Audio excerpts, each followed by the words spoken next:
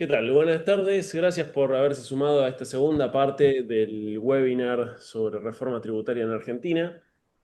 Les voy a dejar en el chat. Ya, anfitrión. Ahora voy a ver si lo puedo mandar a toda la gente, si no después les hago llegar, pero si no igual está disponible en el canal de YouTube de USEMA, la primera parte que tuvo lugar a principio de mes. Gracias Franco, Tomás y Florencia por participar y bueno, gracias al Club de Finanzas y a la UCEMA por el espacio para llevar adelante este webinar. Y bueno, gracias de vuelta para todos los participantes y asistentes. Franco, te dejo para poder arrancar. Perfecto, Tommy. Bueno, muchas gracias a todos por estar conectados y en esta segunda parte que quisimos seguir profundizando en esta, al menos, charla que consideramos necesaria para nuestro país y por eso queríamos hablar de lo que necesita la Argentina como reforma tributaria. Para eso me acompañan, bueno, Tomás Smoot, Tomás Gutiérrez y Florencia Fernández Abela. Tomás Smoot es socio fundador de la IUN Fernández Abela y Smoot, es licenciado en Economía, graduado con mención de honor por la Universidad de Buenos Aires y es magíster en Finanzas por la Universidad de Torcuato Di Tella y se especializó en tributación internacional y precio de transferencia. Florencia Fernández Abela, también socia fundadora del estudio que ya mencioné, contadora pública y especialista en tributación de la UBA, experta en fiscalidad internacional por la Universidad de Santiago de Compostela, España. Y finalmente Tomás Gutiérrez, abogado, especialista de UBA y magíster en la Universidad Austral en Derecho Tributario, doctorando en Derecho Fiscal en la UBA y actualmente es el director de los programas Cripto de Impuestos y Tributación Internacional Corporativa en esta casa de estudios. Así que bueno, muchas gracias nuevamente a la Universidad UCEMA por el espacio y empezamos un poco la charla que es lo que veníamos pensando en esta segunda parte era profundizar lo que ya veníamos hablando en la primera parte. En la primera parte, los que tuvieron oportunidad de presenciar, un poco lo que hablamos fue lo que consideramos que era malo, qué existe de malo en el sistema tributario actual en la Argentina. También dimos algunas ideas de lo que es el régimen de coparticipación federal, que ahí en un rato voy a estar explicando o profundizando un poquito en algunas ideas. Después también tocamos el tema del régimen previsional, pero en lo que respecta a su financiamiento, ¿no? Y toda la problemática que tiene hoy la Argentina en el sentido de los recursos que tiene que destinar para cubrir, digamos, hoy lo que es el sistema de seguridad social, ¿no? Lo que tiene que aportar, porque hoy el financiamiento es muy limitado y no alcanza para esa totalidad. Después hablamos también de la cantidad de impuestos que existen y cómo gran porcentaje de ellos tiene una recaudación tan baja que no incide, digamos, ¿no? En lo que es la recaudación total. Entonces, vimos la evaluación de esto y la posible eliminación o gradación de los mismos a los fines de aliviar carga tributaria. Y también en este sentido hablamos de los efectos distorsivos que genera esto en el mercado. Entonces, en esa línea, hoy lo que queremos hacer es ya entrar en cada impuesto y profundizar y dar ciertas opciones que advertimos como posibles o necesarias para la modificación de al menos los impuestos que generan mayor recaudación en la Argentina, IVA, ganancias, etcétera. Así que, bueno, dicho eso, primer tema de puntapié ahí que Florencia está exponiendo la slide que queríamos hablar es, bueno, esta pregunta que se expone que es, ¿qué se puede reformar unilateralmente y para qué se requiere un consenso federal?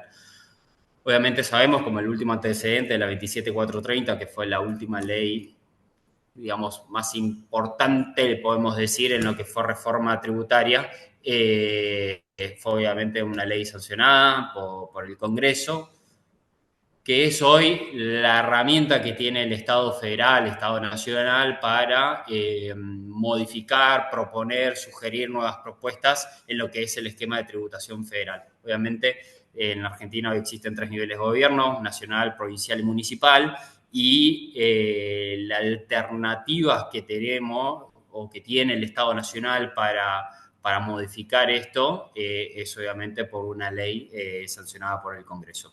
Esa propuesta seguramente venga en las próximas semanas, meses, entonces va a ser importante que se pueda exponer en la misma. Ahora bien, siempre y en el último tiempo advertimos que se viene discutiendo cómo tiene que ser esa reforma, ¿no? Y qué puede hacer el Estado Nacional. Ahora bien, también tenemos las problemáticas, como vemos, con las provincias y los municipios, ¿no? Hoy, de hecho, conversábamos con estudiantes y nos preguntaban qué puede hacer el Estado Nacional con respecto a los regímenes de retención que tienen, retención y percepción las provincias. Y la realidad es que la respuesta es poco, digamos, o nada, ¿no? Porque jurídicamente todo lo que es tributación, tanto local, ya sea provincial, municipal, depende de las legislaturas de estos niveles de gobierno y el Estado Nacional en ese aspecto no podría inferir mucho. Entonces, esto es como un primer punto que advertimos, ¿no? La necesidad de determinar bien las funciones de cada nivel de Estado como para ello determinar bien la cuestión recaudatoria presupuestaria. Dicho eso,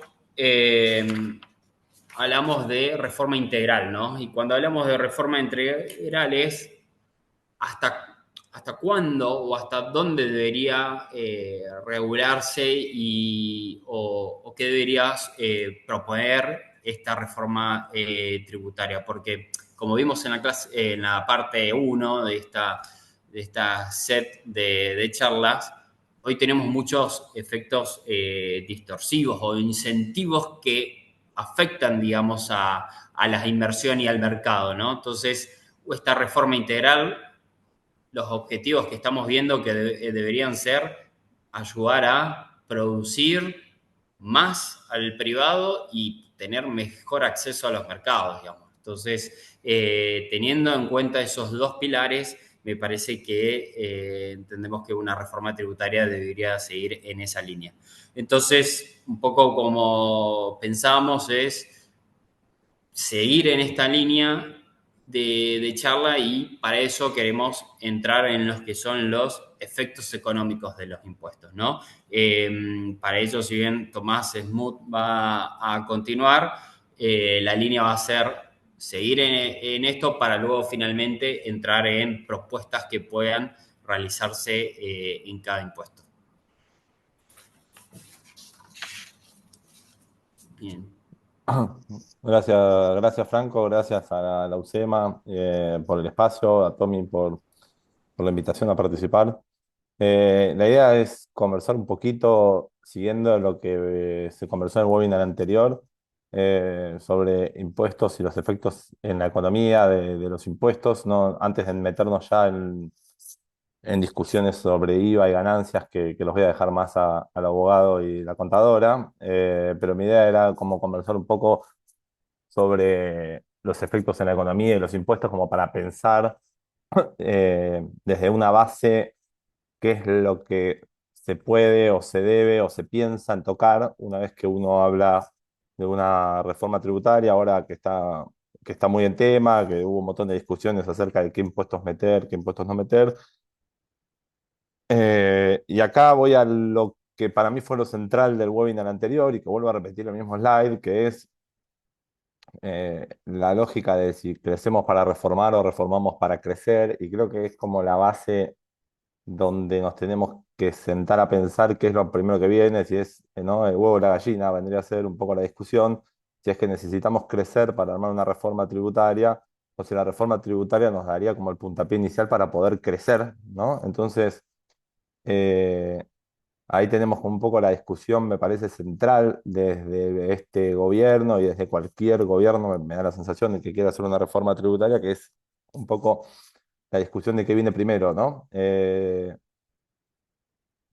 Sabemos que cualquier reforma tributaria tiene un impacto en la recaudación porque entendemos que Argentina es un país que tiene una alta carga tributaria, una alta presión fiscal, con lo cual se piensa una reforma desde la baja de impuestos, ¿no? Es decir, siempre arrancamos pensando en que hay que bajar impuestos como para eh, generar una estructura tributaria mucho más sólida y mucho mejor pensada para los contribuyentes. Ahora, eh, hay un montón de ideas y hay un montón de economistas dando vuelta que hablan, bueno, de cambiar un tributo por otro, ¿no? Y lo que sabemos todos que es, no sé, los peores impuestos desde el punto de vista nacional, como el impuesto al débito del crédito bancario, bueno, perdemos la recaudación del impuesto al débito del crédito bancario, pero lo ponemos, ponemos otro impuesto como para generar que no haya impacto en la recaudación y eso me parece que es, o nos parece que es, una forma un poco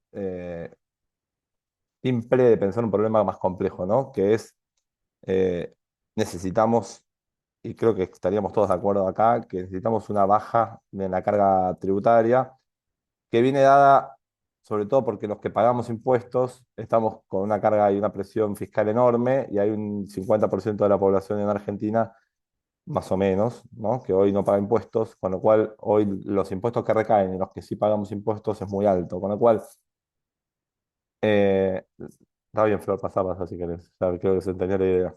Pero ahí donde voy es, digo, si pensamos en una reforma tributaria tenemos que tener en cuenta todos estos efectos económicos de los impuestos, que son los que se nos vienen primero a la cabeza. No voy a decir nada muy nuevo, pero digo, bueno, si uno toca impuestos, lo que termina generando o modificando es la demanda y la oferta de los bienes, ¿no?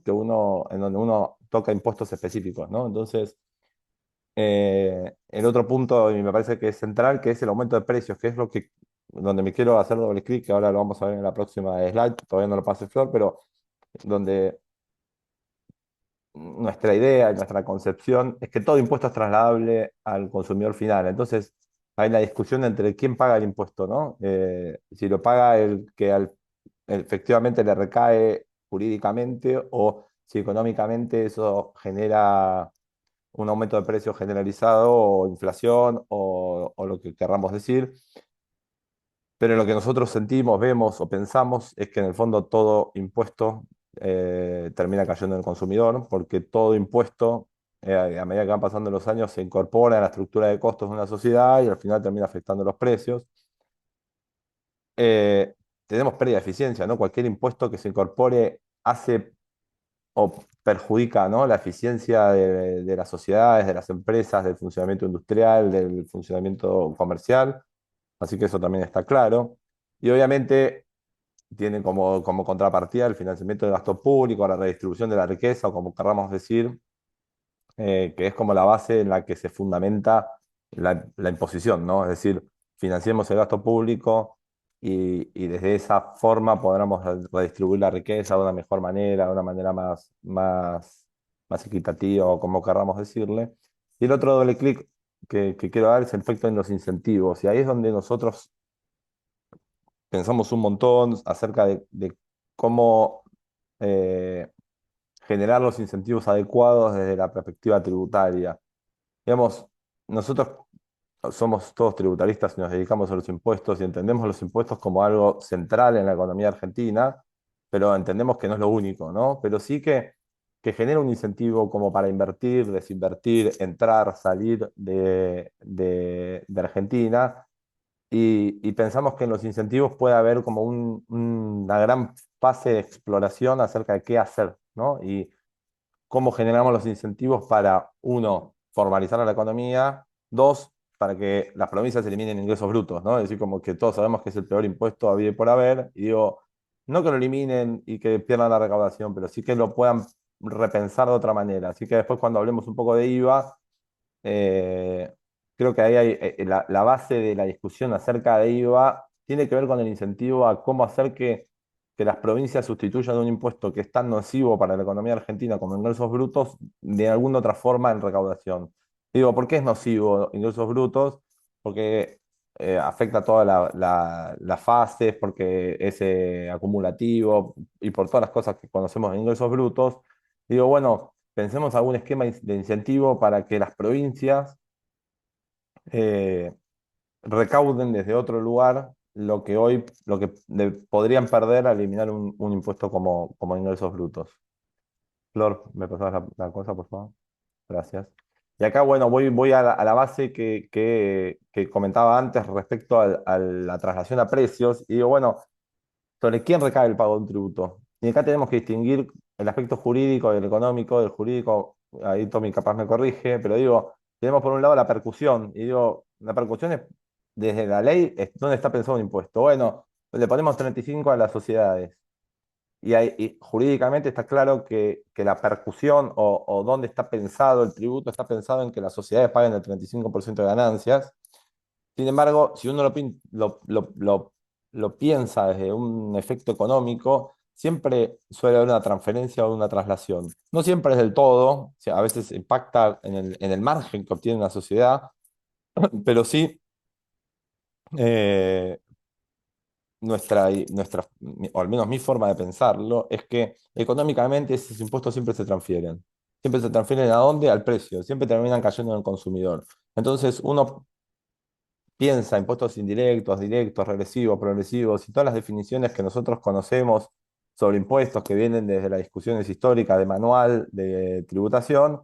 Y digo, si nos sentamos a pensar en cuál es el efecto económico de esos impuestos, en general todos terminan cayendo en el consumidor. ¿Por qué? Porque las sociedades arman una base de costos y sobre esos costos meten un margen. Y de ese margen lo ven sobre la última línea y es sobre cuánta es la rentabilidad que obtiene esta sociedad. Cuando uno evalúa una sociedad, piensa, bueno, ¿cuál es el cash flow que me va a quedar a fin de cuentas y cuál es no la rentabilidad en términos económicos, sino la rentabilidad en términos financieros que me va a quedar en el bolsillo cuando evalúo y cuando hago un cash flow? Bueno, es la misma lógica, es decir, las sociedades lo que miran, las sociedades desde el punto de vista de una compañía, una empresa, una industria, lo que miran en el fondo es el resultado de cuánto le termina quedando en el bolsillo por decir, ¿no? Buena cuenta bancaria, de, de, de su actividad económica. Y eso es costos más un margen. Digamos, podemos discutir acerca de la teoría económica, oferta, demanda y demás factores que afectan obviamente al precio y a la determinación del precio, pero en general en lo posible van a determinar su rentabilidad de acuerdo a sus funciones, riesgos y activos que asuman en la generación de esa actividad, qué margen de rentabilidad debería quedar. Entonces, acá me parece que esta distinción entre jurídico y económico sobre quién recae el pago del tributo es fundamental a la hora de abordar las reformas en IVA, en ganancias y en el resto de las reformas. Flor. Y acá vuelvo otra vez a la misma lógica de un slide que usamos la vez pasada, que es, tenemos que pensar una reforma tributaria desde un punto de vista de tres grandes ejes y volvemos a la misma idea de antes. Primero, es fundamental aliviar la carga tributaria en Argentina. Es decir, estamos pensando en una reforma tributaria en Argentina y lo que todos sabemos es que la carga impositiva tributaria es altísima para los que pagamos impuestos. Entonces, aliviar la carga tributaria podría ser a través de incorporar más, debería ser incorporando más gente al pago de impuestos para poder aliviar esa carga tributaria sin afectar del todo la recaudación. Entonces, ahí me parece que se da como una discusión central. Luego la simplificación, ¿no? Es decir, hay que eliminar un montón de impuestos distorsivos, ya lo vimos la vez pasada, había un montón de impuestos, aunque YARAF incorpore un montón de tasas y demás, pero hay un montón de impuestos y eso todos lo sabemos.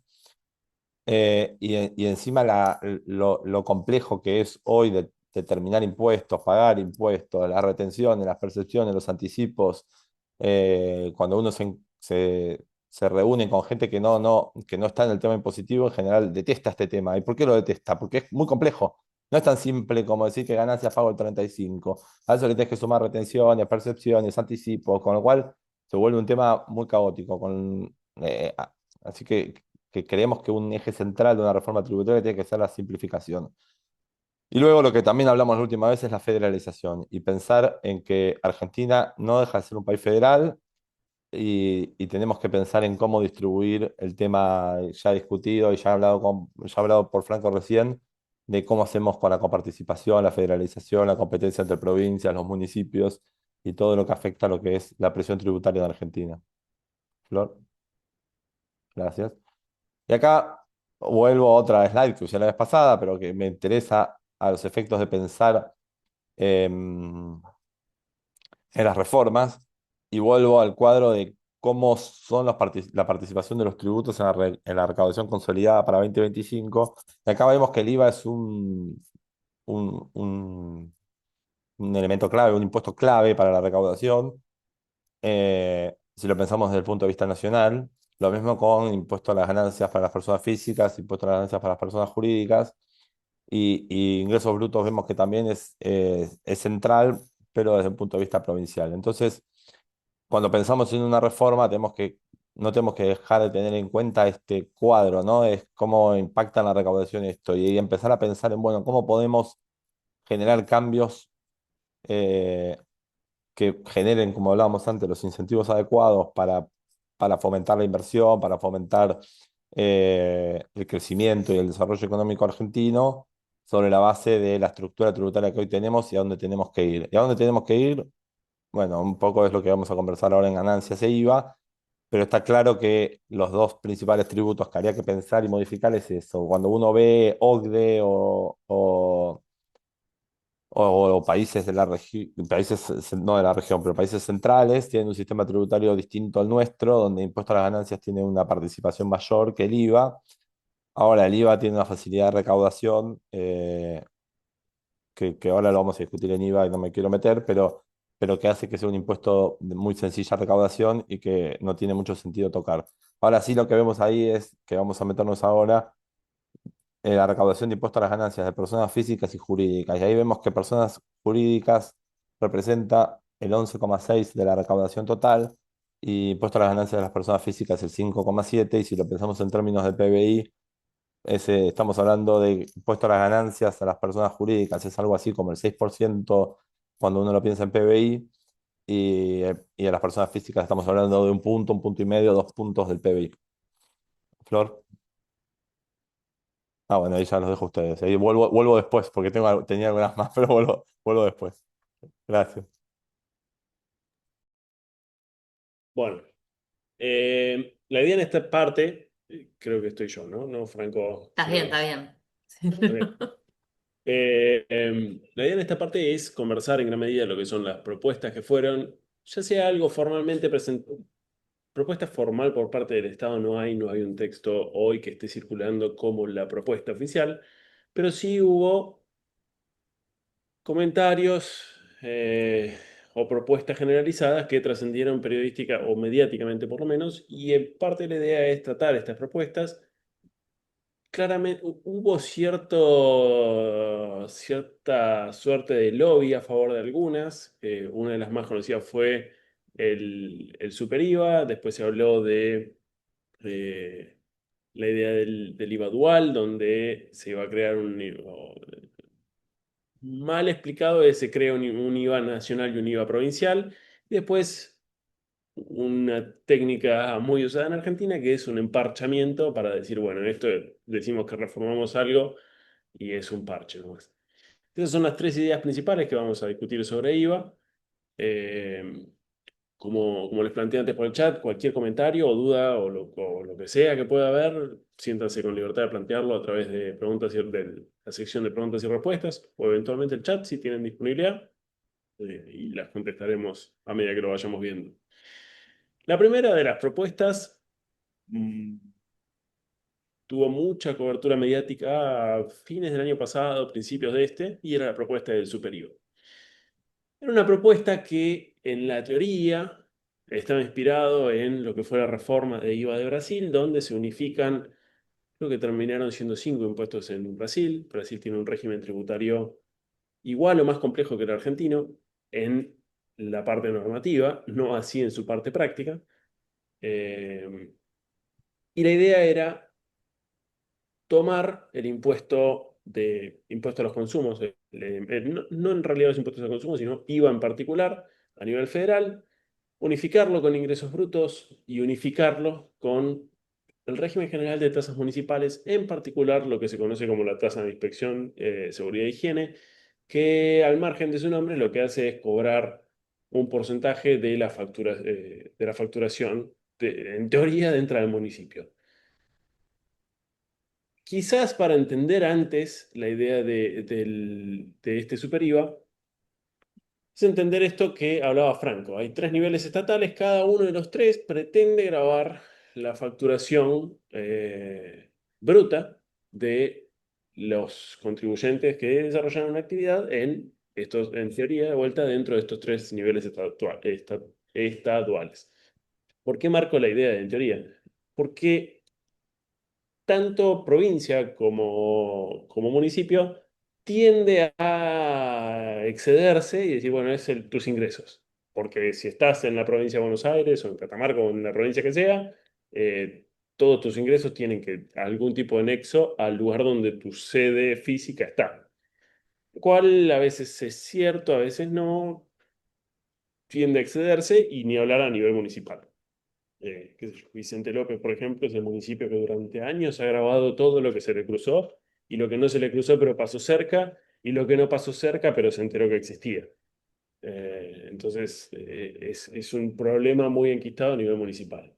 Con la idea de coordinar esto, en una suerte de coordinación, la propuesta, lo que decía es, en vez de que cada nivel estatal cobre su impuesto, crear un único impuesto, de la idea de super IVA, donde se incorpore dentro de la misma alícuota esa parte que iba a ser al IVA federal.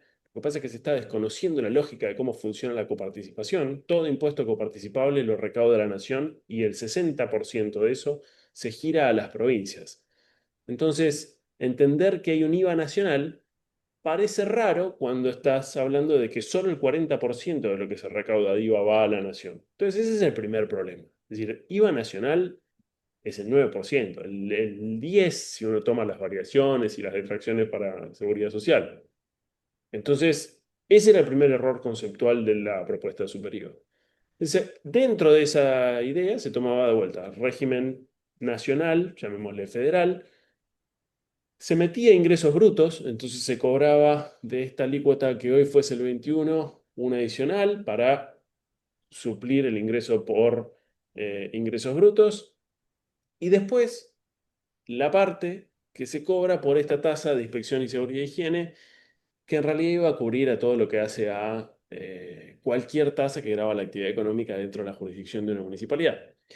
Ahora, eso, que en principio parece una simplificación, lo que significa es una pelota de recaudación de difícil manejo práctico, porque si no todos si la distribución o el nexo que habilita el ejercicio de potestad tributaria, tanto por provincia como municipio, va a variar según donde se desarrolle la actividad, crear un impuesto federal donde se recaudan los tres genera el obvio problema de que va a haber una alícuota distinta por cada municipio.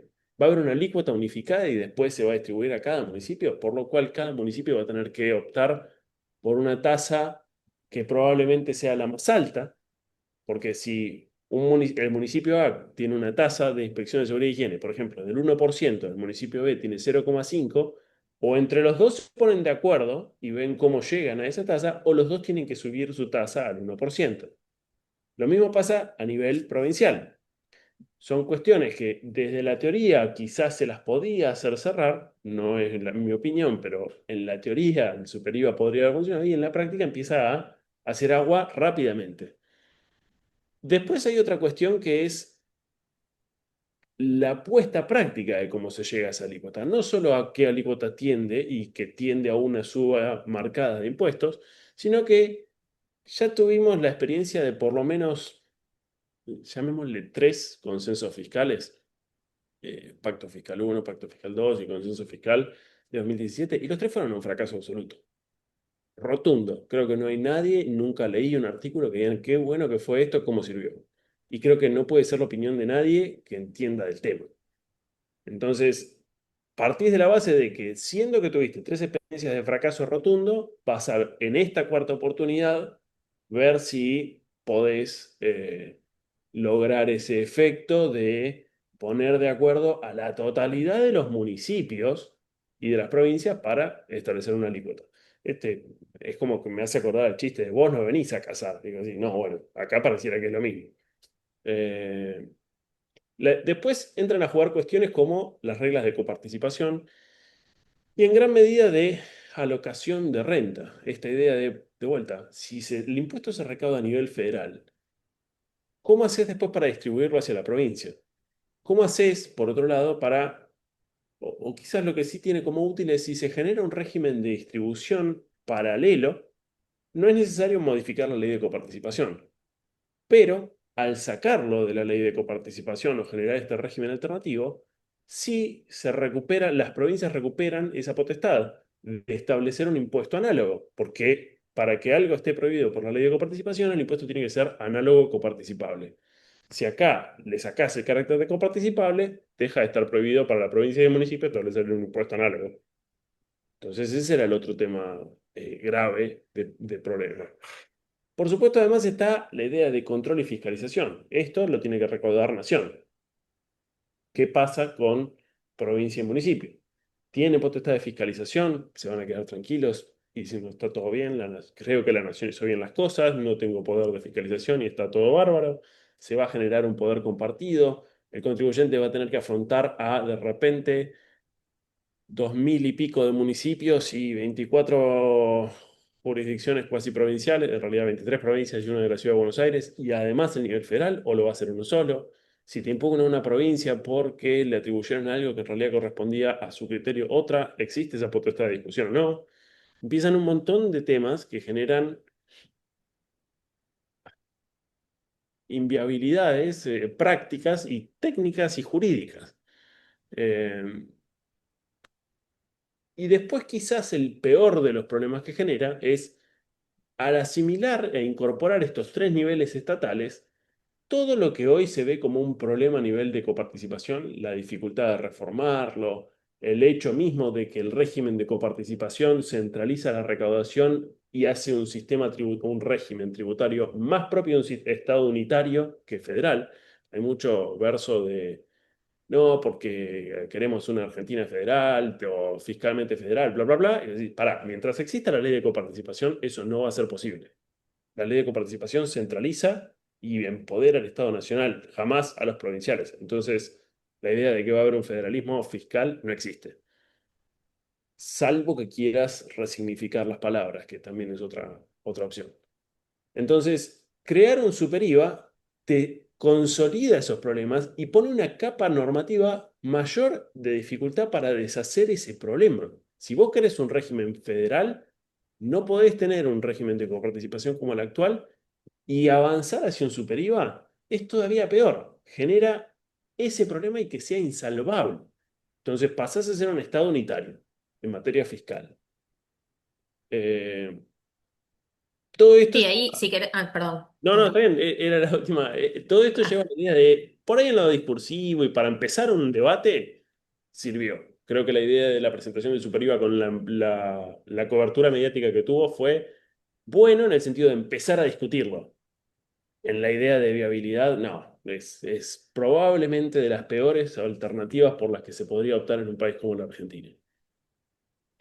Sí, no, perdón, ahí quizás como para sumar a esto del super IVA y después pasar a lo del IVA dual, a mí me parece, primero yo coincido con vos, que veo que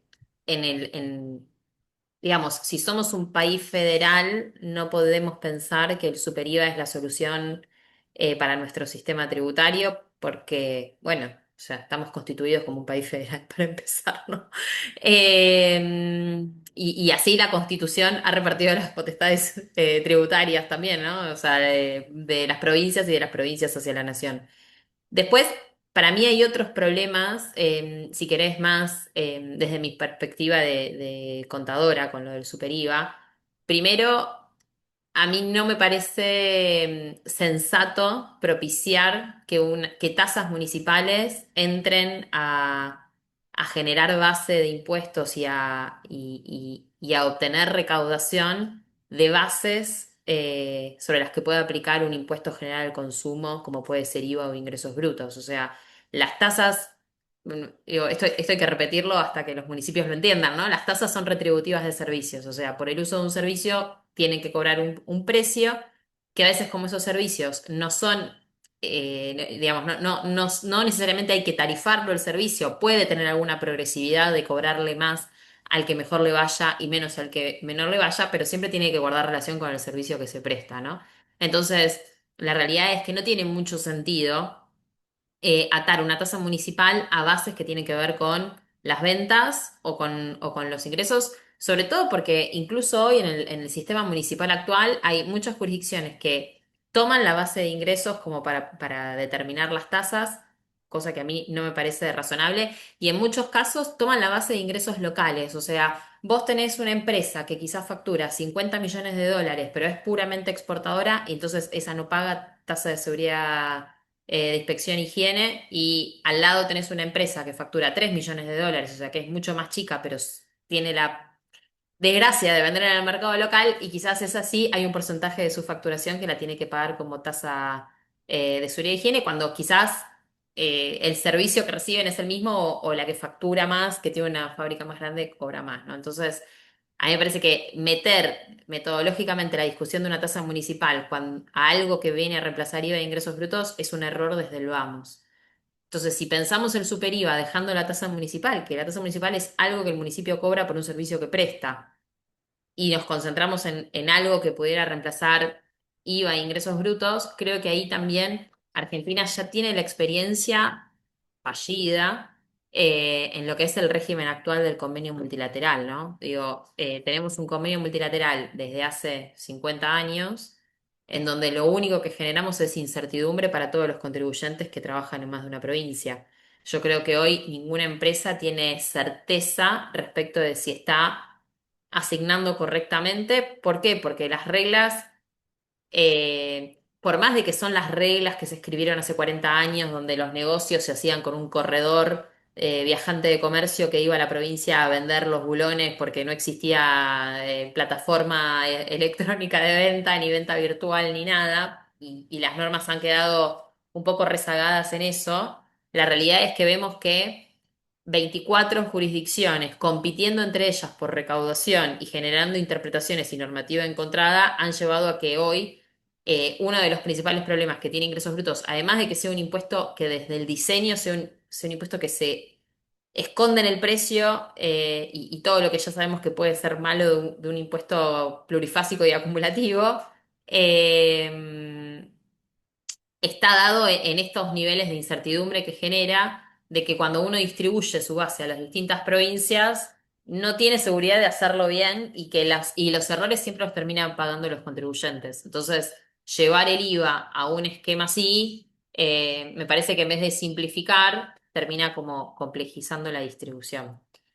Eh, entonces, frente a esto, hay una segunda alternativa. La segunda alternativa se presenta como la del IVA dual. ¿Y por qué dual? Porque en realidad es un impuesto que se piensa separado bueno, en el IVA dual, o en lo que se conoció como la propuesta de IVA dual, acá no estaba incluido ingresos brutos, porque, a diferencia del super IVA, que requería este consenso de provincia, incluso municipios y nación, el IVA dual parte de una propuesta que podría llegar a ser unilateral, por parte del Estado Nacional, en donde lo que se plantea básicamente es modificar el régimen de participación del IVA, saliendo de lo que es el esquema de coparticipación a un régimen de participación directa de la recaudación del impuesto. Y se presenta como dual en realidad porque termina recaudándose de forma diferente en las etapas económicas de la venta o de la fabricación o de la prestación de un servicio, en donde, el impuesto sigue funcionando como un impuesto a las ventas, pero el Estado, nacional, aplica una tasa en todas las escalas de la actividad económica, o sea, en la etapa de producción, en la de distribución, hasta la venta minorista, y, se complementa el impuesto solo en la etapa minorista con la parte del IVA que le corresponde a la provincia.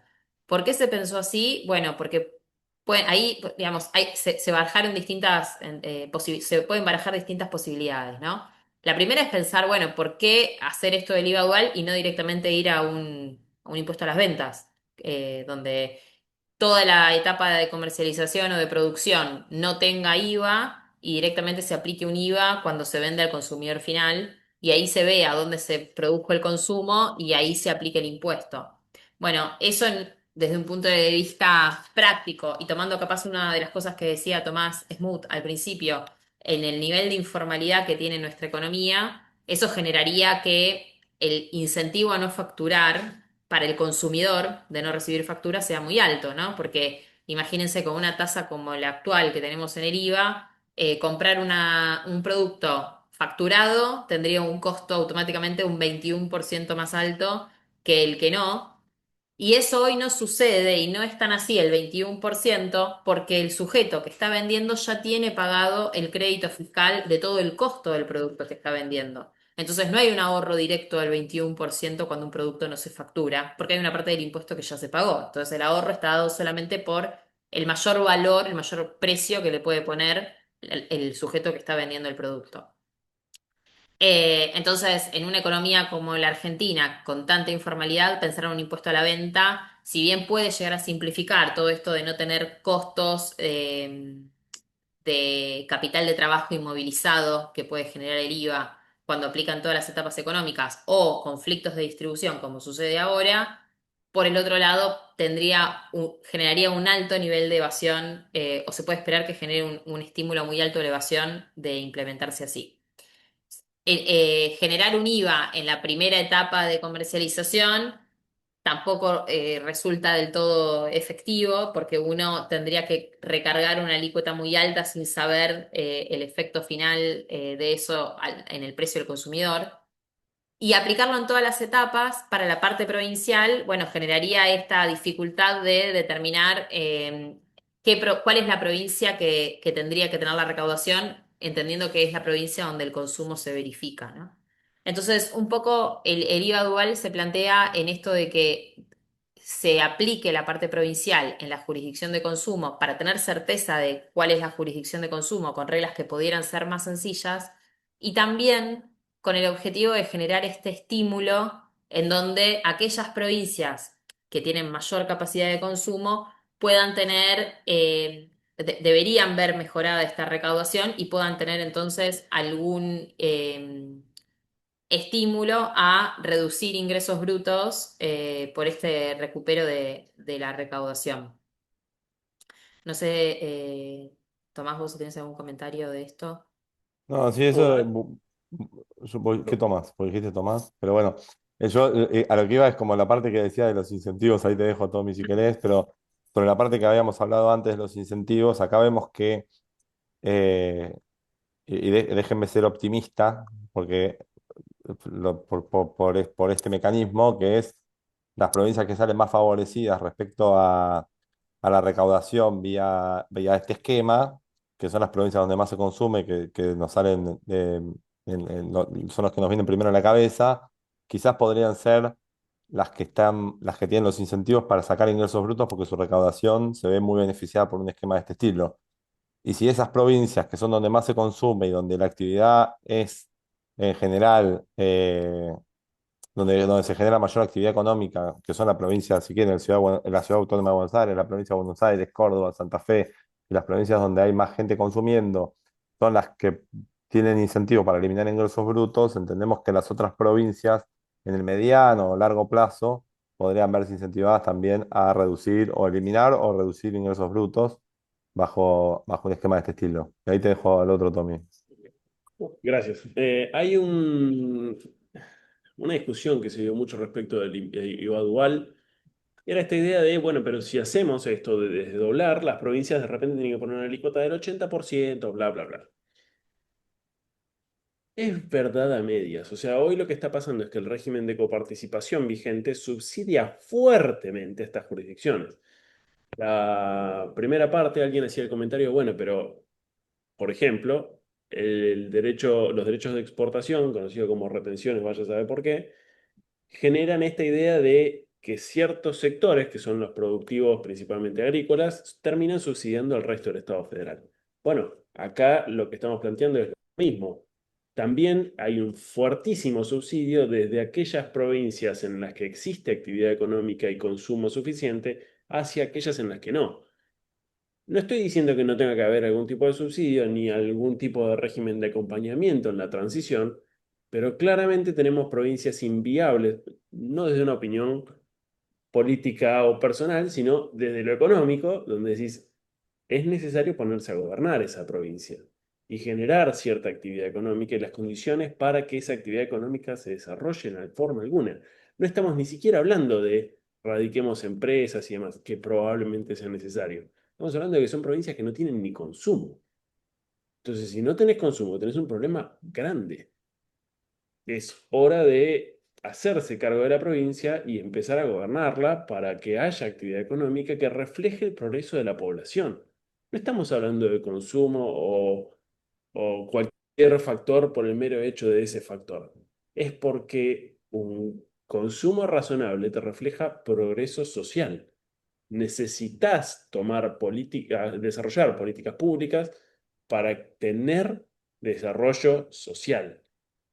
Es un poco más básica la cuestión. Entonces, de repente, pensar que no, bueno, pero si sacas esto, Formosa, Tucumán, Catamarca, La Rioja, se vuelven inviables y desaparecen. Es que son inviables. Lo que estás haciendo es maquillando y tapando esa inviabilidad provincial. Generar un régimen de transición donde no queden absolutamente desamparados de un día para otro, pero es necesario cambiar ese régimen. Es necesaria cambiar la situación actual de esas provincias. Es necesario generar esta correlación entre ingresos provinciales y el gasto que tienen. Es necesario dar las condiciones para que se pueda llevar adelante el desarrollo social de la población de esa provincia. Entonces, la idea de vuelta, un super IVA o mantener un IVA actual, te mantiene y perpetúa esa eh, subordinación y vasallazgo de ciertas provincias a otras. Cambiar eso va a tener un efecto fuerte, un sacudón y un cachetazo, pero que es necesario darlo si la idea es lograr justicia redistributiva, y lo pongo entre comillas, pero justicia redistributiva, progreso social y mejoramiento de las condiciones para la población. Bueno, es necesario dejar de lado un régimen paternalista, como tenemos con el de coparticipación, o proteccionista bobo, como podría darse con el régimen de superior. Esa era tenía para decir. Después, Flor, no, creo que no tenemos nada más de esto. Sí, el tercer régimen es los retoques al sistema actual. Esta idea de un nuevo parche que haga algún cambio similar a lo que puede haber sido 2017 o lo que en general pasa con las reformas tributarias en Argentina. Solo para tener en cuenta, como dato de color, el régimen actual de IVA se sanciona en 1986. La ley 23349 sale en el 86. Desde el 86 a la fecha, el régimen básico tuvo o tiene 256 modificaciones. A eso hay que sumarle que en el 97 se arma el nuevo texto reglamentario y a eso tiene 128. Estamos hablando de, dije 250 al principio y 130 más o menos ahora. Estamos hablando de 380 modificaciones desde el 86 a la fecha a un régimen que es una porquería y se puso parche sobre parche sobre parche y sigue siendo complejo, sigue siendo malo, sigue teniendo definiciones erradas, tiene exenciones que si uno las lee literal no tienen sentido, porque se exime algo que en realidad no está grabado o se exime algo que es una consecuencia de la operación. Entonces, claro, pero si eximís la consecuencia, la operación está grabada. Y tenemos un régimen desde el 86 a la fecha que nadie se sentó a pensarlo, sino que se pone un retoque para decir, bueno, pero algo hicimos. ¿Qué suele significar estos retoques? Bueno, algo que ya se probó, que es decir, bueno, bajamos un poco la alícuota. Estamos hablando de un impuesto al consumo. Bajar las alícuotas del impuesto al consumo significa que beneficias a quienes consumen, no a quienes no llegan a consumir. Por lo cual, siendo que IVA es, retomando las clasificaciones académicas que no sé cuán útiles son, pero si es un impuesto regresivo, bajar la alícuota de IVA hace que beneficias a los más pudientes, a los que más pueden consumir. Y por tanto, llegan menos recursos públicos, menos recursos, mejor dicho, para ejecución de políticas públicas al Estado en esta idea de que el Estado es quien, mediante la ejecución de políticas públicas, redistribuye el ingreso. O sea, es contrario a esa lógica, bajar la alícuota. Que puede estar bien o mal si es demasiado alta, esa es la segunda discusión que tenés que dar. Pero la base de lo bajo por lo bajo, bueno, ok.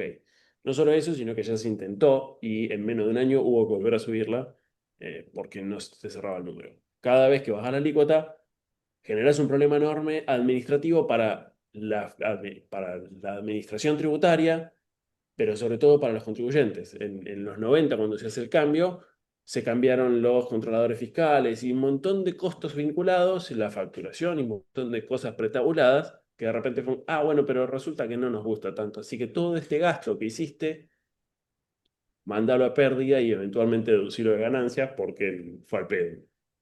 No, y además, solamente un comentario sobre eso. El contexto en el que se hace es un contexto donde había convertibilidad, o sea, no hay inflación, cero, o sea, ni 1,5% mensual, ¿no? Y en un contexto de convertibilidad cero, todo eso fue a rentabilidad, nada se trasladó a precios.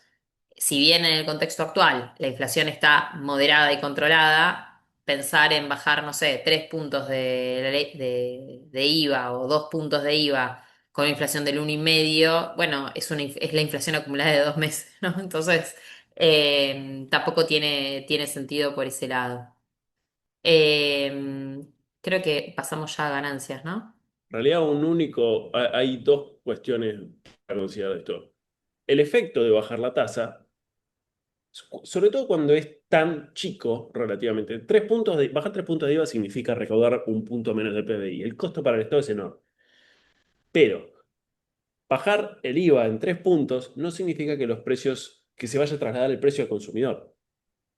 En general, esto va a significar una mayor rentabilidad para el empresario que no es, o para el comerciante que realiza el hecho imponible, que no es que esté mal por sí, pero que si lo que se estaba buscando era bajar los precios, no va a pasar.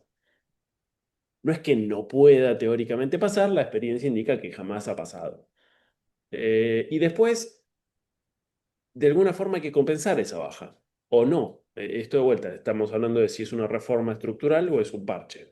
Si fuese un parche, cuando vos bajás la alícuota necesitas aumentar la base. Ese aumento de base tiende a darse mediante la eliminación de exenciones. Y ahí entras en la discusión de qué exenciones vas a eliminar. Cada vez que se quiso reducir, tocar, modificar o eliminar las exenciones, por ejemplo, a la prensa escrita, los gobiernos fueron volteados sistemáticamente. Piénsese 2001. Eh,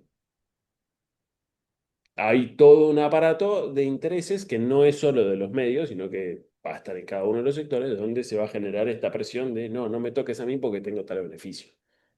Ni hablar de una cuestión estructural de hoy se da una gran diferencia o una gran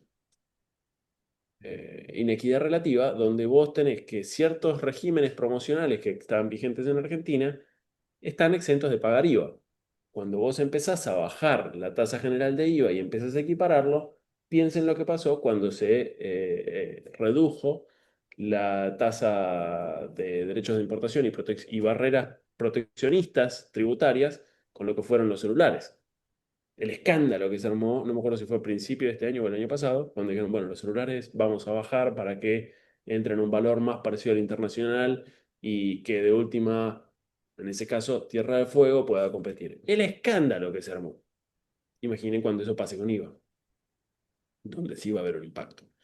Entonces, este tipo de cuestiones no solo no genera un gran efecto, genera un costo que pareciera, o sea, se está asumiendo un costo con un beneficio que es bastante teórico y que incluso teóricamente no pareciera ser relevante. Eh, lo cual, por ahí para cerrar esta parte, no tenemos una gran solución. Quizás el IVA dual es el que uno puede ver con más cariño, pero tiene una complejidad enorme. El parche, la complejidad desaparece, pero tenés efectos que parecían no existir. Y por lo menos en mi opinión, el super IVA es la peor de las opciones, donde generás una profundización de los problemas ya vigentes en el régimen actual. Y ahora sí, por favor, creo que podemos pasar a ganancias. Bueno. Acá creo que arranca Tomás Smoot. Ahí vuelvo yo porque soy el que arma los slides. El que tengo muchos slides.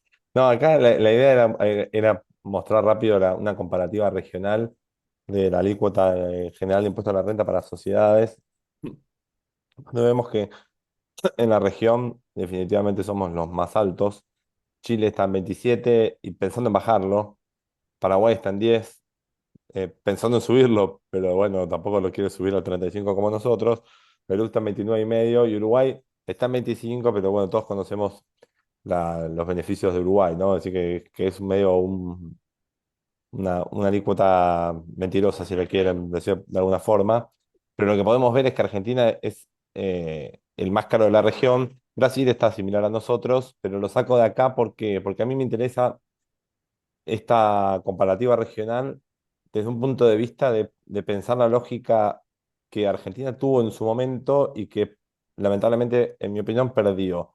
Históricamente, cuando una multinacional quería establecerse en Latinoamérica, lo hacía en Argentina. ¿Por qué? Bueno, porque teníamos los mejores recursos, porque tenemos los mejores recursos humanos para mí, porque por la ciudad de Buenos Aires, por todo lo que querramos decir, históricamente las compañías se establecían en Argentina como para tener el control de las subsidiarias o de los mercados en Latinoamérica. Y lamentablemente en los últimos años, con el encarecimiento del impuesto a la renta en Argentina y las complejidades en su liquidación y todo lo que ya conversábamos, Argentina está perdiendo y ha perdido muchísimo estas inversiones. Se han ido un montón de hubs de negocios. Entonces, cuando uno piensa una reforma impositiva desde la perspectiva de impuesto a las ganancias, eh, me parece que la idea es volver a eso. Digo, no en que ganancia sea cero y que vengan todas las sociedades a invertir, pero sí en volver a ser competitivos respecto a los costos para una multinacional para que vuelvan a establecerse acá, porque efectivamente, independientemente de lo tributario, tenemos muchísimas ventajas comparativas con el resto de los países, ¿no? En tamaño, en población, en recursos humanos, con lo cual, en infraestructura. Con lo cual, sentimos, o creo que estamos todos de acuerdo en que una rebaja en el impuesto a la renta a las sociedades generaría un rápido crecimiento en las inversiones. No sería lo único necesario para, vuelvo a decir, nosotros lo vemos desde la perspectiva tributaria y siempre los centramos en esto, pero creo que sería un buen puntapié inicial para que volver a convencer a las multinacionales de que vuelvan a instalarse acá e inviertan en Argentina como pie en Latinoamérica. Flor, próxima. Y vuelvo a otra que teníamos antes, ¿no? Que la ley de impuesto a las ganancias en Argentina es anacrónica. Anacrónica, ¿por qué? Porque estaba pensada en un marco internacional distinto. Las ganancias tiene más o menos 100 años, un poco menos, la ley de impuesto a las ganancias, y después tuvo millones de reformas, pero si la leemos y la pensamos económicamente, está pensada para un entorno internacional distinto, una forma de manejarse la economía distinta. Ahora tenemos globalización, crecimiento de comercio internacional, que ha sido desde los 50 en adelante, ha sido exponencial y hoy es 50 veces más que hace 50 años. Digo, nos ha quedado anacrónica. Está pensada, como hablamos la otra vez con Tomás, como en una idea de un régimen de sustitución de importaciones, en un régimen de promoción industrial que no se dio o que se intentó dar y no funcionó, y que creo que tenemos que repensarla no solo desde el punto de vista de la carga fiscal y de bajar una alícuota, sino en reformar un montón de conceptos que ahora van a repasar un poco Tommy y Flor, pero que tienen que ver con cómo está pensada la ley de impuestos a las ganancias en Argentina, asfixiante, que ya sabemos que lo es, y ahí mostramos la comparativa, y compleja porque tiene una dificultad enorme en su liquidación. Y acá, sí, pasa Flor. Y acá voy con el caso de Japón, que es interesante para debatir, ¿no? Y para pensar, sobre todo lo que veníamos hablando de cuál es el impacto en la recaudación de una reforma tributaria y qué ganancias es el 6% y qué sacamos si es el 1,5%, impuesto al débito y al crédito. Y para que piensen que la semana pasada Japón sacudió los mercados, ¿no? Y todo el mundo habla de Japón, y bueno, todo el mundo no sé, pero se habla mucho de Japón y están todas las noticias que va a ser o un, va a generar una política económica fiscal expansiva. Y cuando uno se pone a ver que son 135 mil millones de dólares y 235 billions de dólares, y que va a cambiar Japón por el cambio de tasas y que los inversores se van. Esta super reforma de Japón, que no la hizo nunca en su historia desde la Segunda Guerra Mundial y desde la pandemia, es el 3,5 del PBI en 3 años. Es decir, miren lo que es una, cómo piensa un país avanzado una reforma fiscal, no solo es fiscal desde el punto de vista de bajar impuestos, sino que también es fiscal desde el punto de vista de, de subsidios energéticos y subsidios en términos de inversión, de préstamos para la inversión productiva y demás, pero es todo el costo que tiene este super plan anunciado y que generó tanto revuelo en los mercados. Es solo, si quieren, solo es poco, solo es un montón, que es el 3,5 del PBI, pero nosotros cualquier reforma que queramos pensar en Argentina, el impacto sería mayor, con lo cual eh, me parece que como comparativo, obviamente estamos hablando de un país que está en la otra punta total del globo y en la otra punta total cultural, pero, pero viene al pie, me parece, este hecho de ese 3,5 del PBI que resulta gracioso, ¿no? O llamativo cuando uno piensa una reforma tributaria en Argentina. Flor, ahí siguen ustedes con las... Sí, ahí, digamos, ya yendo en concreto a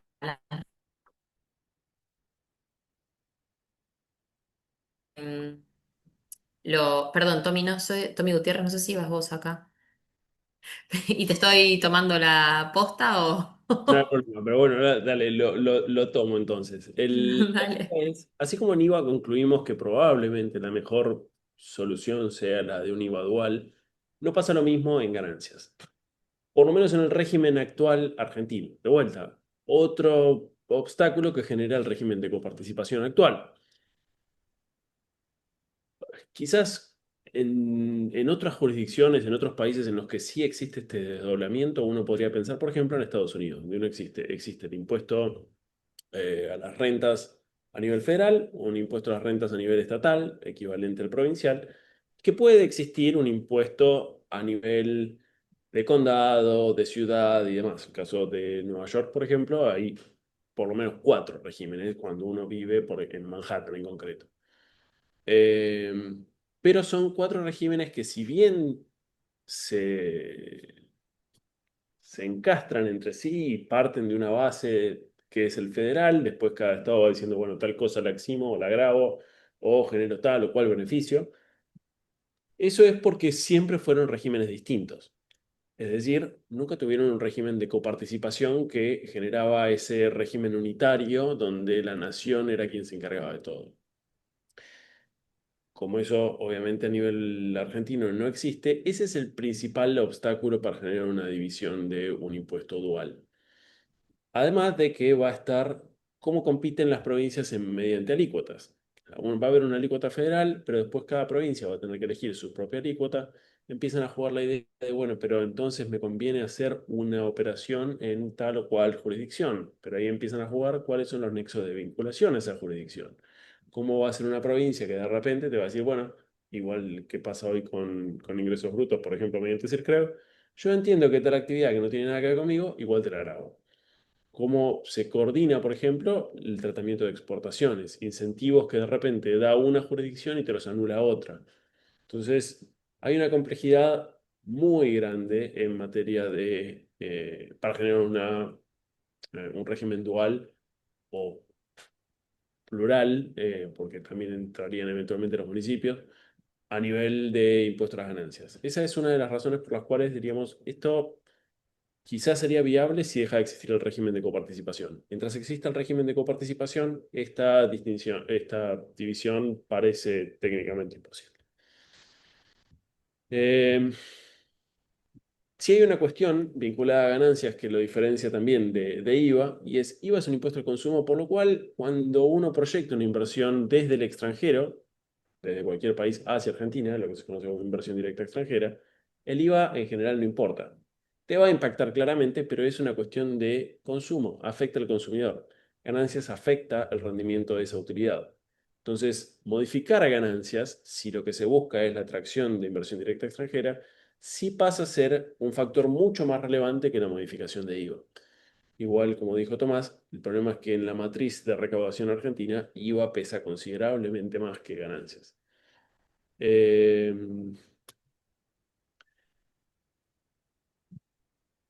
Creo que eso es en realidad, Flor, la parte. Sí, sí, y ahí yendo, digamos, asumiendo entonces esto de que no, no resulta del todo bien, ir a un régimen,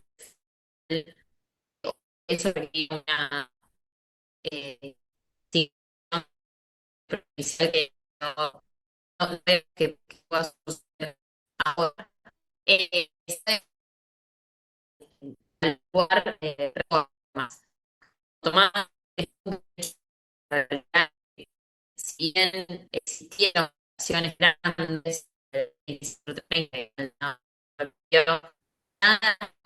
han sido parches de edificaciones sobre una ley creada en el siglo pasado. Entonces, no me pregunto si realmente no hay una historia sobre, sobre sí, me quedé sin internet.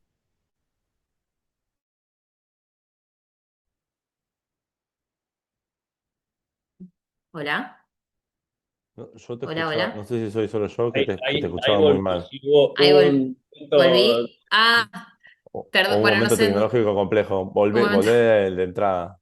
Volví. Ah, bueno, no, no, decía, no sé dónde me quedé, pero digo que nuestra ley, creo que me estoy quedando sin internet. Qué bueno. Eh, Decía que nuestra ley siempre ha sido modificada fuertemente o modificada de a poco, pero siempre ha sido emparchada y que a veces creo que nos debemos la discusión a nivel país de volver a replantearnos cosas que escribimos el siglo pasado, digo, el concepto de fuente, el concepto de residencia, cosas que van más a la base del impuesto, definir bien el objeto. Hasta incluso el objeto de ganancias para las personas humanas hoy está escrito sobre la base de una regla general con 5 incisos de excepción, más 4 categorías que le hacen una suerte de excepción de la excepción. Entonces sí creo que nos debemos como sociedad el replanteo de una ley ordenada, clara y ayornada al mundo actual, ¿no? A cuando se escribió esto, no sé, 60, 70 años atrás, la mayoría de la ley. Ya yendo en concreto, bueno, para los individuos sí sabemos que hay como esta intención del gobierno de ir a un régimen de ganancia simplificado, igual que IVA simplificado. Nosotros creemos que o yo creo que para que ganancias pueda ser simplificado, eso requiere una reforma en la ley de impuesto a las ganancias que haga sencilla la liquidación, porque por más de que se pueda generar un formulario simplificado, que es lo que hoy existe, ¿no? O sea, hoy lo que es simplificado, donde vos le vas a dar menos datos a Arca, pero el cálculo vas a tener que hacer en tus papeles de trabajo que soporte el impuesto que vos determinás o que te permita validar el impuesto determinado por Arca, sigue siendo complejo porque la ley sigue siendo compleja. Entonces, quizás para los individuos sí habría que pensar alguna modificación que permita una liquidación que sea mucho más sencilla. Pensar, por ejemplo, en un sistema que después permite una fiscalización en base a un extracto bancario, ¿no? O sea, ya no tiene mucho sentido si pensamos que hay pocos individuos que no sean ni full empleados ni full monotributistas. Entonces quedan muy pocos individuos que pagan impuesto a las ganancias y que están en un régimen autónomo con rentas diferentes a esas. Bueno, agarrar y decir, bueno, qué sé yo, que ya no tengan obligación de llevar stocks, que ya no tengan obligación de activar y amortizar la computadora en 3 años, ¿no? Que puedan directamente mandar la pérdida. Y eso también facilitaría, como decía antes, una fiscalización en base a flujos, que haría realmente más sencilla la liquidación. Eh, Pensando ahí en individuos.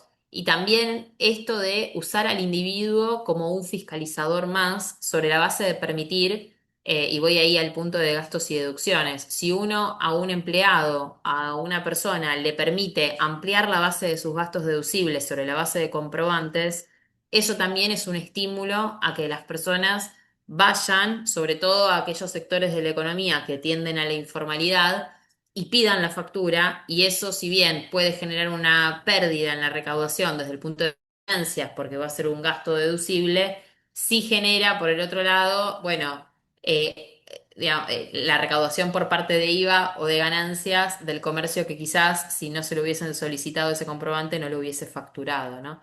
Entonces no hay una pérdida absoluta cuando se amplían las posibilidades de descontar gastos o deducciones en una declaración jurada, si eso genera un estímulo a la formalidad de la economía. Eh, Después, yendo a ganancias de sociedades, una de las cosas que a mí me parece que afectan más allá de lo de la tasa, que ya decían, una tasa del 35% no es ni cerca de competitiva a nivel de lo que se están discutiendo las tasas de sociedades a nivel mundial, ¿no? Y esto creo que lo hablábamos preparando para el webinar. Tampoco llevarla al 30 te pone en una posición competitiva y llevarla al 25 te pone más o menos unos puntitos arriba de donde está la región. O sea, la brecha que hoy tiene Argentina con el resto de los países en cuanto a cuál es la tasa que le ponen a las sociedades es muy grande. Entonces, digamos, lo que se necesita ahí es un sacrificio muy grande si se quiere poner como en pie de igualdad en términos de tasa. Pero más allá de la tasa, yo creo que hoy lo que tiene nuestra ley de impuesto a las ganancias es muchas barreras o inflexibilidades al movimiento de los flujos de inversión. Hoy, desarmar un negocio y el dinero de desarmar un negocio para llevarlo a otra unidad de negocio puede generar efectos tributarios. Vender acciones, reorganizar estructuras societarias, todos esos movimientos que uno ve, que no generan mayor riqueza, sino que muchas veces son reestructuraciones para hacer estructuras más eficientes o producto de adquisiciones de nuevas unidades de negocios algún efecto tributario en Argentina, producto de estas normas que han quedado un poco vetustas. Entonces, me parece que sí acá, si no es por un tema de tasa, que bueno, que yo creo que sí la tasa corporativa debiera bajar para podernos al menos salir a competir como un centro interesante para organización de hubs en Argentina. Me parece que sí hay otras cosas que se pueden modificar que tiene que ver con esto, ¿no? Reglas que son muy inflexibles y que a cada movimiento de capital devengan impuestos y eso me parece que también desalienta esto de venir y establecer acá en Argentina un negocio. Eh, Pensando en esto, en que quizás el gobierno ya dijo que va a ser más progresivo, que va a esperar el crecimiento para hacer las reformas tributarias, entonces creemos que sobre todo para sociedades hay modificaciones que se pueden hacer, que van apuntados a estas reglas, que quizás no significan una pérdida de recaudación muy importante, como sería tocar la tasa, y que sí se podrían trabajar en reformas sobre el régimen actual. Eh, no sé, Franco o Tommy. ¿Cuál de los dos seguía ahora? Tom, querés hacer un cierre, pero No, en realidad el tema que quedaba era bienes personales ok. y otros impuestos. En realidad por ahí en otros impuestos, para hacer el comentario corto y rápido, es otros, hay tres impuestos muy importantes, obviamente, que generan problemas. Ya es reconocido, esto en parte lo dijo Franco, por ahí después te dejo para cerrarlo. Derecho de exportación, impuesto, lo que se conoce como impuesto al cheque, débitos y créditos bancarios. Eso, Franco, te dejo después para cerrarlo. Pero el que sí me interesa discutir rápidamente es lo que se conoce como impuestos internos. Es un impuesto tan malo y con legislación tan mala que hasta tiene un nombre plural para un único impuesto. Arrancás con esa base.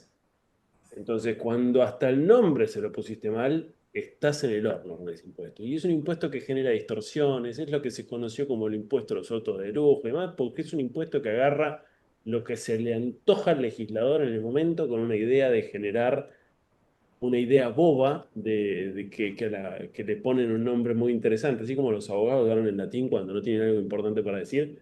En materia tributaria se le ponen nombres de efectos supuestamente económicos para que parezca que es algo que tiene una lógica. Entonces, son lo que se conoce como un impuesto teóricamente pigoviano, donde la idea era generar un impuesto que encarecía el producto, por lo cual hacía caer la demanda artificialmente. Que No, pero digo, bueno, pero pará, eso puede estar bueno, desalentás conductas que de repente generan costos o externalidades negativas para la sociedad, qué sé yo. El fumar genera ciertos problemas, el fumar, vapor, encima la tecnología te va haciendo cada vez más problemática la cuestión, pero tenés problemas de salud que tenés que afrontar con con gasto público y que sería mejor desalentarlo para evitar eso. Ok, no podría decir que eso podría servir, excepto por la idea de que para que eso sirva necesitas un impuesto altísimo que nunca en la Argentina se impuso. Entonces, la idea de que el impuesto al cheque va a ser, perdón, el impuesto a los cigarrillos, por ejemplo, va a hacer que se consuma menos. Bueno, ok, el año pasado el consumo de tabaco en Argentina creció. Es uno de los pocos lugares del mundo donde creció. Entonces tenés un problema de base de que el impuesto es tan bajo que no solo no está generando el efecto, sino que de repente te dio el efecto contrario y creció el consumo. Ya sea porque consumen más localmente o viene alguien de afuera a comprar, no sé cuál fue la causa, pero el efecto es el consumo de tabaco que creció. Lo mismo te pasa con el alcohol, lo mismo te pasa con todas las cosas que uno pensaría, no, pero el impuesto este tiene esa finalidad para fiscal y bla, bla, bla. De hecho, la Corte lo dijo hace poco en fallo Tabacalera Sarandí, lo del señor del tabaco, es decir, al margen de la opinión que pueda tener uno del señor del tabaco y lo que hizo, toda la justificación de la causa es, bueno, pero esto es un impuesto con finalidad extrafiscal. Entonces, ok, sí, pero es es una expresión de deseo porque el efecto real no existió. Y de vuelta, es altamente distorsivo, encarece un montón de cosas, encarece los autos, encarece bienes de capital. Olvidémonos de lo que es el lujo o los gustos que se pueda dar uno, que también son importantes porque habría que ver para qué los grabas. Te encarecen el capital. ¿Te querés comprar una computadora? Ok, sabe que por lo menos el 60, depende en realidad del producto, pero entre un 30 y un 35 del precio final que vos pagaste es impuestos internos. Y recauda un 0,5 puntos de PBI. Entonces no recauda nada y le rompe los huevos a todos. Es un impuesto malísimo. Hay dos variables que sí terminan siendo la parte que impacta sobre tabaco, que es la única realmente relevante. El otro impuesto sería combustible que habría que dar. Pero si uno saca tabaco de esa ecuación, todo el resto se puede eliminar y ni siquiera tiene costo. Y genera menos distorsiones en la economía y en el flujo normal económico. Y sobre bienes personales en general, no sé, Flor, si querés hablar vos o lo encaro yo para antes del cierre. Eso como quieras ver.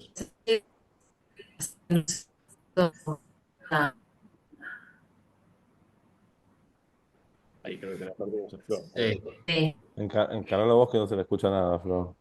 Ok.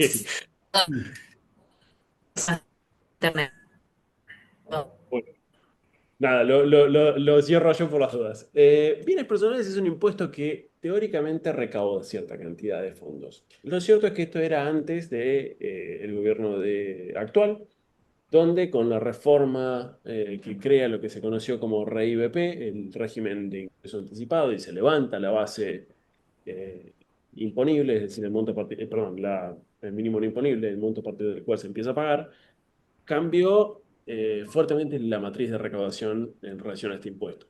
Entonces, hoy no es relevante. Otra cosa de que además de que no es relevante en cuanto a recaudación, hoy tampoco es coparticipable. Entonces vuelvo a la idea de que cada provincia, antes existía esta idea de, bueno, pero mejor que siga existiendo bienes personales, así, por ser un impuesto coparticipable, las provincias no pueden cobrar un impuesto, no pueden crear su propio impuesto sobre los bienes personales. Eso hace rato que lo podrían hacer y no lo han hecho. Entonces también ese es un claro ejemplo de, bueno, no por eliminar un impuesto a nivel federal las provincias van a correr a ponerlo de vuelta. Porque eso también significa que tenés que poner la cara frente al contribuyente cuando le digas, ahora te voy a empezar a cobrar. Y los gobiernos provinciales, y ni hablar los municipales, al tener cercanía con el votante, es mucho más cercano el gobierno al intendente de tu municipio, te lo podés llegar a cruzar en la calle, al presidente de la nación probablemente no. Eh, Salvo que vivas en una jurisdicción medio rara, pero... eh, entonces, ese tipo de cuestiones también, el dar la cara cuando vos querés cobrar un impuesto, te genera esa cuestión de mejoramiento y saneamiento del sistema tributario, porque no van a poner locuras en general. Y de vuelta, además no recauda nada. Entonces, quizás hoy la idea de mantener bienes personales es para cumplir con la promesa que dio el rey VP de que hasta 2027 no iba a tener que pagar. Y que después va a haber un periodo en el cual no iba a haberse aumentado. Pero también es como que uno dice, ¿querés no quedar mal políticamente? Manténlo hasta 2027. Y después derogarlo porque no tiene sentido que exista. Porque además no recauda nada. Por ahí sí, en derecho comparado, hoy se empieza a discutir esta idea de establecer un impuesto al patrimonio, sobre todo en Europa. Pero lo cierto es que también tiene una resistencia enorme y en general cuando en Europa se impusieron impuestos al patrimonio, como puede ser en el caso de Noruega, como puede ser en el caso de Francia, el caso de Noruega, por ejemplo, es muy particular porque se lo presentó como una historia de éxito, pero la propia autoridad tributaria noruega dijo, la verdad es que fue un fracaso, perdimos un montón de recaudación. Recaudamos por este impuesto, lo creamos en una base amplia, pero lo cierto es que lo que perdimos de recaudación en ganancias o en rentas es a razón de la fuga de individuos que tenían que pagar este impuesto.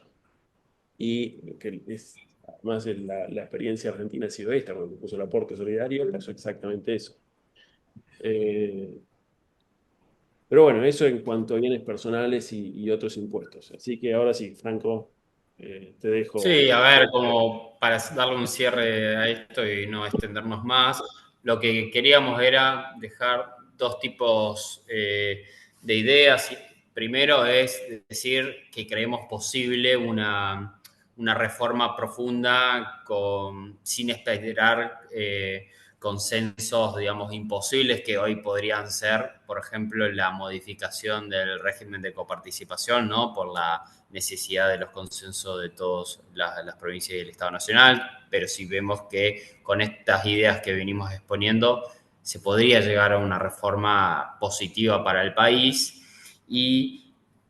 pero que el desafío siguiente es, bueno, un poco esto de alinear los incentivos, ¿no? Estado nacional, provincial, municipal, el Estado nacional, y ya por manifestaciones públicas, un poco con la idea que, o lo que mencionaba recién Tomás, de impuesto al cheque y las mal llamadas retenciones. El Estado Nacional reconoce que son sus ingresos brutos en el sentido de sus malos impuestos que tiene que trabajar en su pronta reducción y ir hacia una eliminación.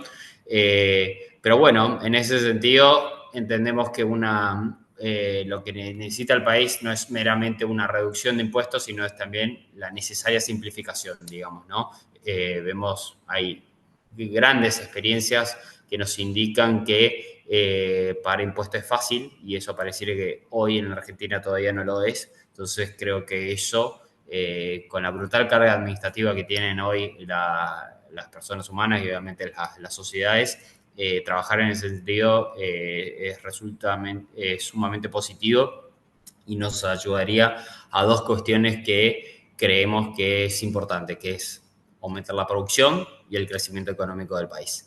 Así que, dicho esto, de mi parte agradecerles a todos los que se han conectado este viernes, son las 8 de la noche, así que nada, desearles un buen fin de semana y ni hablar a los expositores. Gracias por la generosidad de su tiempo y bueno, espero que haya una tercera vez en algún otro momento. Muchas gracias a todos y no sé si Perdón, algún... hay un único comentario que dejaros A al ver. final. Si es una cuestión de opinión, pero es posible que el gobierno tenga éxito con la reforma en este contexto social. Ese fue el comentario planteado, como para Ok. cerrar. A Eh, ver, sí, o sea, el éxito lo va a depender del tipo de reforma, ¿no? Yo creo que hoy, con el apoyo que tuvo en las elecciones, se acerca a una posible discusión más favorable de reforma tributaria. La sociedad, el empresariado, etcétera, está ansioso tanto por la reforma laboral y tributaria. El éxito me parece que depende de qué termina proponiendo, pero sin duda que creo que resultará positivo. Al menos mi opinión personal, como ya. Estoy de acuerdo, es un manejo político, es una cuestión política de cómo quién sabe manejar mejor la cuestión. Buenísimo. Bueno, gracias a todos. Gracias, buen fin de semana. Gracias a todos. Chao, gracias.